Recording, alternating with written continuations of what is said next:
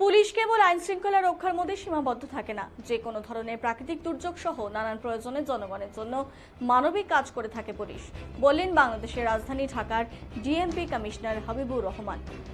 তিনি বলেন, অতিমারীকরণের সময় মানবিক কাজ করে বাংলাদেশের পুলিশ সারা বিশ্বে নজির স্থাপন করেছে। তেমনই চলমান তাপপ্রবাহে সাধারণ নাগরিক সহ শ্রমজীবী মানুষের মধ্যে ঢাকার বিভিন্ন জায়গায় সুপেয় জল বিতরণ কার্যক্রম চালু করেছে ডিএমপি। মঙ্গলবার সকালে ডিএমপি মিডিয়া সেন্টার তাৎক্ষণিক পরিদর্শনে এসে উপস্থিত সাংবাদিকদের প্রশ্নের জবাবে একথা বলেন ডিএমপি কমিশনার। ডিএমপি কমিশনার আরও বলেন, বাংলাদেশে কয়েকদিন আগে প্রচণ্ড তাপদাহ শুরু হয়েছে। রাস্তায় ট্রাফিক শৃঙ্খলা নিয়ন্ত্রণের জন্য প্রচণ্ড রোদ এবং বৃষ্টি সব সময়তেই রাস্তায় থেকে ট্রাফিক পুলিশ কাজ করে থাকে। সেখানে তাদের বিশ্রাম নেওয়ারও কোনো সুযোগ থাকে না। এই প্রচণ্ড তাপদাহে তৃষ্ণার্ত হওয়ায় ঢাকা মেট্রোপলিটন পুলিশের পক্ষ থেকে খাওয়ার জল, স্যালাইন, গ্লুকোজ, লেবু শরবত এই সংক্রান্ত আরও যা কিছু দেওয়ার প্রয়োজন সেগুলো দেওয়ার ব্যবস্থা করা হয়েছে।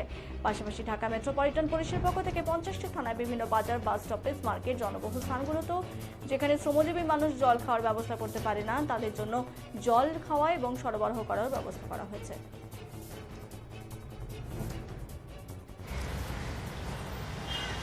দেশে প্রচণ্ড দাবদাহের শুরু হয়েছে কয়েকদিন আগে। আমরা জানি যে ট্রাফিক পুলিশের সদস্যরা সবসময় রাস্তায় থেকে কাজ করে।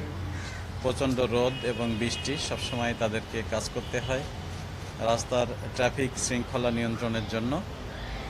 সেখানে তাদের বিশ্রাম নেওয়ারও কোনো সুযোগ থাকে না। এই অবস্থায় এই দাবদাহের সময় তৃষ্ণার্ত হয়ে যাওয়ার, পিপাসার্ত হয়ে যাওয়ার প্রবণতা থাকে এবং সেটি হয়। আমরা ঢাকা মেট্রোপলিটন পুলিশের পক্ষ থেকে এবং আমাদের ইন্সপেক্টর জেনারেল মহোদয় পুলিশ হেডকোয়ার্টার্সের পক্ষ থেকেও ট্রাফিক পুলিশদের খাবার পানি, স্যালাইন, গ্লুকোজ, লেবুর শরবত, তারপরে এই সংক্রান্ত আরও যা কিছু প্রয়োজন হয় সেগুলো দেওয়ার ব্যবস্থা করেছেন।